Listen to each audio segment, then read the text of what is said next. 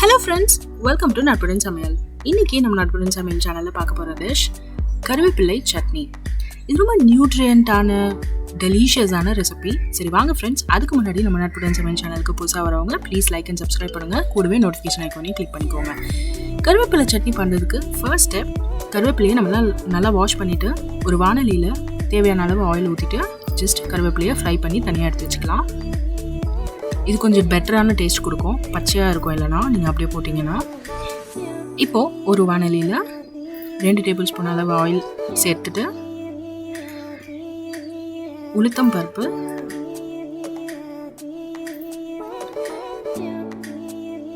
கடலைப்பருப்பு,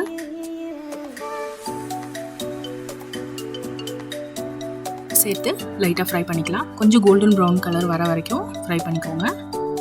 அதுக்கப்புறமா கொஞ்சமாக பூண்டு ஆட் பண்ணிக்கலாம். பூண்டு கூடவே கொஞ்சம் இஞ்சியும் ஆட் பண்ணிக்கலாம்.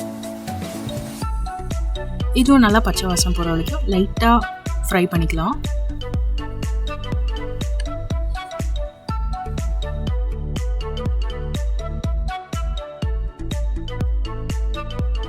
க்ரீன் சில்லி ஆட் பண்ணிக்கலாம். அதுக்கப்புறம் காஞ்ச மிளகாய் ஆட் பண்ணிக்கலாம். உங்கள் காரத்துக்கு ஏற்ற மாதிரி நீங்கள் ஆட் பண்ணிக்கோங்க சில்லிஸை வந்து. ஸோ நல்லா ஃப்ரை பண்ணிக்கோங்க. இதை வந்து லோ ஃப்ளேம்லேயே பண்ணுங்கள், இல்லைன்னா சீக்கிரமாக தீஞ்சு போயிடும். இது பண்ணும்போதே உங்களுக்கு அந்த நைஸ் அரோமா இருக்கும், உளுத்தம்பருப்பு கடலைப்பருப்பு அதெல்லாம் போடும்போது. இப்போது கொஞ்சமாக கொத்தமல்லி, புதினா, இது ரெண்டுமே ஆப்ஷனல் தான்.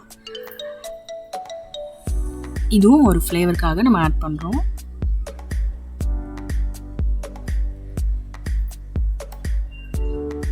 இப்போது வெங்காயம் ஆட் பண்ணிக்கலாம். வெங்காயம் கூட ஆப்ஷனல் தான். இதெல்லாம் நீங்கள் போடுறதுனால உங்களுக்கு இன்னும் கொஞ்சம் பெட்டர் டேஸ்ட் கிடைக்கும். அதுக்காக தான் நம்ம வெங்காயம் ஆட் பண்ணுறோம். கொஞ்சமாக புளி சேர்த்து நல்லா ஃப்ரை பண்ணிக்கலாம். இதை வதக்கி முடிச்சதுக்கப்புறமா நம்ம பொரிச்சு வச்சுருக்க இந்த கருவேப்பிலையை ஆட் பண்ணிக்கலாம். கருவேப்பிலையை பொறுத்த வரைக்கும் வெயிட் லாஸ்க்கு வந்து ரொம்ப நல்லது. முடி வளரணும் அப்படின்னு நினைக்கிறவங்க நிறைய கருவேப்பிலையை சேர்த்துக்கிட்டா சீக்கிரமாகவே அது ஹேர் க்ரோத்தை வந்து இன்டியூஸ் பண்ணும்.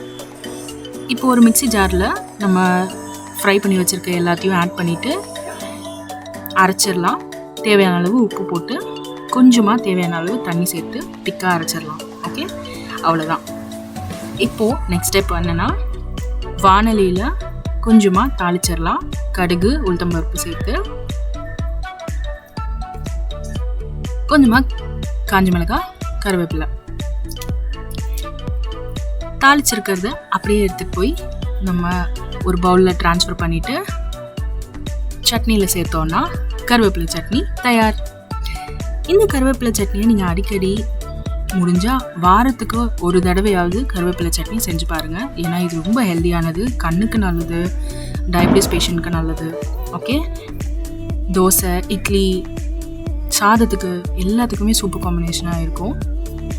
உங்களுக்கு இந்த வீடியோ பிடிச்சதுன்னா please like, subscribe and share பண்ணுங்கள். நாங்கள் ஏதாவது உங்களுக்கு பிடிச்ச ரெசிபி செஞ்சு காட்டணும் அப்படின்னு நீங்கள் நினச்சிங்கன்னா கமெண்ட் பாக்ஸில் சஜஸ்ட் பண்ணுங்கள். நன்றி. இது Natpudan சமையல்.